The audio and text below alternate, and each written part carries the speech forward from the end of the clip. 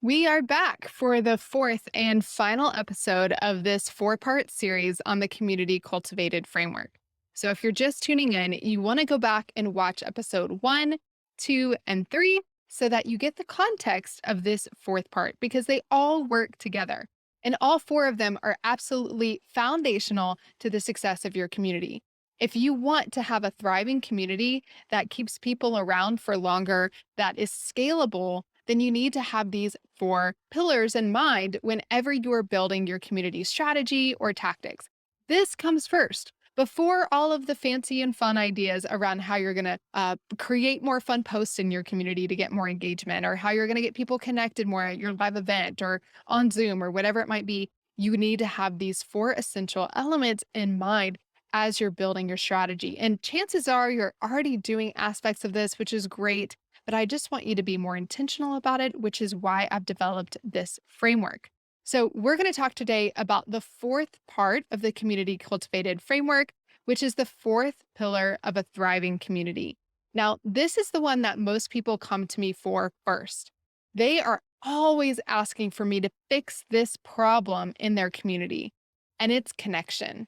Yes, they are all four C's. So hopefully you can remember them. If you've listened to all four episodes, you know now what all four C's are. But connection is the fourth C. It's that fourth pillar of the community cultivated framework. Now, this is really important because this is what people typically start with. They think that they need to create more connection. They think that they have a connection problem in their community. And the truth is, you probably do, but you just think that you need some tactics and strategies to fix that connection problem. Now, I'm going to give you a lot of tactics and strategies, over 70 tactics and strategies that you can use and play within your community, but not until you've paid attention to these foundational elements. Most people think that creating connections should be the easiest thing. It's often why people join communities, and it's definitely why people stay in communities, but they're forgetting the basic psychology of human nature. We're going to go into that a little bit, but first, I want you to recognize that when we're talking about connection, we're talking about it in three different ways. It's connection to you. Maybe that's you, an individual, the influencer. Maybe it's you, the visionary, or you, the brand, or it's connection to your team. So, connection to your community manager, your customer support people. It's really important that people inside of your communities feel connected to your team as well, because the more connected they are to others, the stickier they will become. There's actually a reason that when a marketing agency pitches you, they don't just bring one person, they bring multiple people. There's a reason that churches want you to meet as many people as possible on your first day, because chances are you're going to create more connections that keep you stickier. So, connection to you, connection to your team. And the third one, of course, is connection to each other. This is the one that we all really desire because this is what truly creates a thriving community is that connection that they have with each other. So, how do we create connection in our communities? Well, I want you to think about three aspects of connection. And the first one is the one that I preach about the most because it's most often forgotten.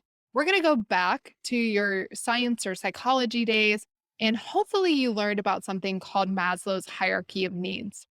A lot of people talk about Maslow's hierarchy of needs in the sense of belonging because it says the basis of Maslow's hierarchy is like those physical needs that we have. And as you go up, like you desire to have belonging and then ultimately power and influence, which all of those things come into play. They're the reasons that people want to be a part of a community is for the sense of belonging and then ultimately for power and influence. Like that's a really great way to keep people sticky. But we often skip over the most important part of that hierarchy. In between that physical basic needs and belonging is safety. Safety is the foundation of connection inside of your community. People come to me all the time and they tell me that they have a connection problem in their community. And I just tell them, you don't have a connection problem, you have a safety problem. That's the problem inside of your community. When you can get the safety thing right, then the connection part becomes pretty easy. So I want you to spend the bulk of your time thinking about how do we create a safe environment. Now, there's lots of ways to do this. I'm not going to go into detail on all of them, but I want you to keep this in mind that the world tells us that safety comes from kindness and acceptance. let's just be kind to everybody and accept everybody. But that's actually not true. If you remember back in episode 1, I talked about how this community cultivated framework came from over 10 years of experience in online and offline communities and a ton of research from me, a total community nerd. Well, one of the things that I discovered in researching sororities, gangs, political parties, all of these communities that actually help people make progress and lead to impact and momentum, whether you like what that impact is or not, you have to agree that it does create an impact and it does make for sticky communities, loyal people in those communities. Well, kindness and acceptance are not elements in all of those communities.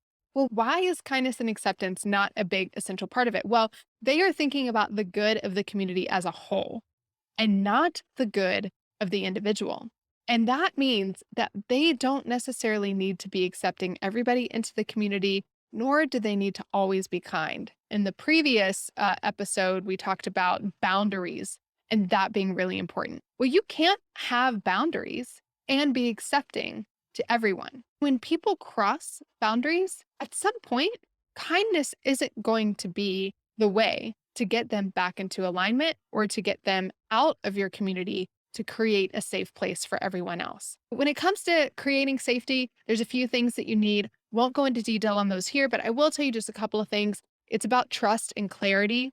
Trust and clarity are what are going to create safety in your community over kindness and acceptance. I just really need to understand that I can trust you, that you have integrity, you're going to do what you say, you are who you say you are, and that there's clarity, there's some structure here, there's some boundaries, there's some leadership that I can follow. That's how you're going to create safety inside of your community. The second thing that you need to be thinking about creating is the space. We need to have a container in which our community lives and thrives. Now, in the old days, that would be a gathering place. People had a church or a town center where they would gather and they would meet, and that's how the community would be formed. Communities were formed around neighborhoods, like physical spaces. Sometimes that might be a Facebook group or a circle community or Mighty Networks. I don't know what you use for your community. Maybe it's discussion boards. Maybe it's an in person event that you have a few times a year. Maybe it's Zoom calls. Whatever it is, we need to determine what the container is in which our community is going to connect, in which our community is going to thrive. And that is the space piece. Then the third piece is the one that you may not be thinking about yet, but I really hope that you are, and that is scale. You really need to be intentional about scaling connection. Some people think that scaling connection isn't possible. So as their communities grow, they start to panic because they just think, oh, I can't possibly create the intimacy that I used to have with my little community of 50 or 100 or 500. But when you start to get to thousands, say 3,000 or 12,000 members, like some of my clients have, I can promise you that you're going to be intentionally thinking about how do you scale connection. And I can also promise you that it is possible. When you think about scale, you want to be thinking about what you want to automate. Now, I've got a whole nother episode on the potential concerns for automation. So I'm not going to rant about automation now, but it is still important. Automation can really help you be able to scale connection in your community. But I also want you to be thinking about the things that we're going to choose not to automate.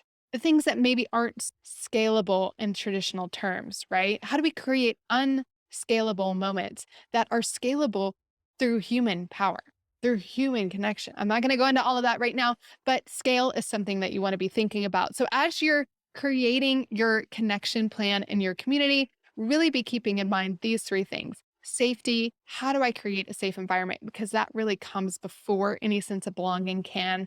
What is the space that I'm creating in which this connection is going to happen? And then how am I going to scale this connection over the long run? This is the fourth pillar of a thriving community. It is the final part of the community cultivated framework. I am so glad that you've been joining me for this 4-part series. And if you have missed any part, please do go back and watch it because each element is foundational and essential in its own right, but they also work together throughout your entire community strategy. Now, if you're sitting here thinking, Shanna, I still need connection ideas, I still need to know practically what I can do to create connection in my community, don't worry, I have you covered. I've created a guide with over 70 different ideas that you can use to create connection in your community.